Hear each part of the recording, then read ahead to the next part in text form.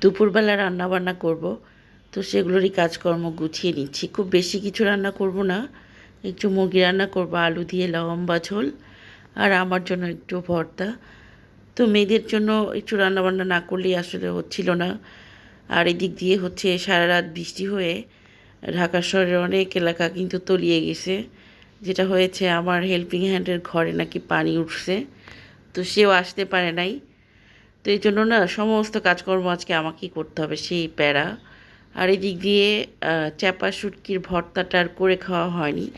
যেদিন এটা রেডি করা হয়েছিল সেদিন আর ভর্তা করা হয়নি, তো ফ্রিজে রেখে দিয়েছিলাম। ওটা হলো আমার জন্য ভর্তা করব। আর এদিক দিয়ে কড়াই বসিয়ে দিয়েছি চিকেন রান্না করার জন্য। তো আগে আমি মোটামুটি রান্নাটা শেষ করে না তারপর বাদ বাকি কাজ করব। তো এদিক থেকে মশলাটা কষিয়ে নিয়ে এর মধ্যে মুরগিটা একটু ভালো করে কষিয়ে নিব। আমি না মাছ বা মাংস যাই রান্না করি না কেন, তেলের সাথে মশলাটা একটু সময় নিয়ে কষিয়ে নিই। এতে করে র ফ্লেভার থাকে না, এতে করে তরকারির টেস্ট ভালো পাওয়া যায়।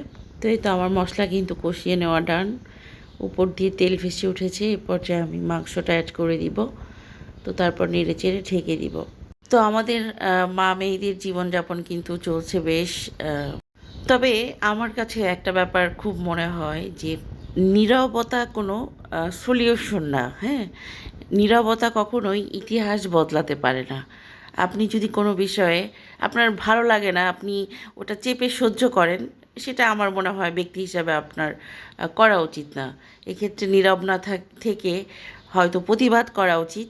আর প্রতিবাদ না করতে পারলেও নিজেকে গুটিয়ে নেওয়া উচিত। অ্যাজ এ মানুষ হিসাবে না এই গুণটা থাকা খুব জরুরি। সব জায়গায় নির্লিপ্ত চুপচাপ, এটা আসলে বোকাদের লক্ষণ। আর এই বোকা শ্রেণীর মানুষদেরকে কিন্তু খুব বেশি দূর যেতে হয় না, নিজের পরিবারই ঠকায়, রাইট? তো এটাই হচ্ছে আমার কথা আর কি, যে যেটা মেইন কথা, যে কোনো মানুষ নীরব থেকে বা চুপ থেকে কখনোই ইতিহাস বদলাতে পারে না, এটাই বাস্তব। তো এদিক দিয়ে কিন্তু আমার মুরগির মাংসটা বেশ ভালোভাবে কষিয়ে নেওয়া হয়ে গিয়েছে। তো আমি এখন উপর থেকে একটু আলু দিয়ে দিলাম, আর কিছু কাঁচামরিচও দিয়েছি। কাঁচামরিচের ফ্লেভারটা কিন্তু বেশ ভালো লাগে। তো এটাকে আমি একটু কষিয়ে টষিয়ে ঝোলের পানি দিয়ে দিব। তো এই তো আমার রান্নাবান্না কিন্তু অলমোস্ট হয়ে গেছে। আর একটু ঝোলের পানিটা টানিয়ে আমি নামিয়ে নিব। আর এদিক দিয়ে ভর্তাটা রেডি করছি। চাপা শুটকির ভর্তা আমার খুবই প্রিয়। ভর্তাটা পাটায় করতে পারলে না খুবই ভালো হতো। আর ভর্তা করার পর পাটায় ভাত মেখে খাওয়াটা, ওইটা খুবই মিস করি আসলে। যেহেতু পাটায় বেটে খেতে পারি না, তবে মিস করি না, পাটার স্বাদ আমি গ্রিন্ডারেই করি। তো যাই হোক, এদিক দিয়ে আমার কিন্তু ভর্তা রেডি হয়ে গেছে। ভীষণ মজার হয়েছিল। আর চাপা শুটকির ভর্তাটা কাঁচামরিচ দিয়ে করলে বেশি ভালো লাগে। তো যেটা বললাম, পাটার স্বাদ কিন্তু আমি গ্রিন্ডারেই নিচ্ছি। তো এই ছিল আমার ছোট্ট একটি ভিডিও। আল্লাহ হাফিজ সবাইকে।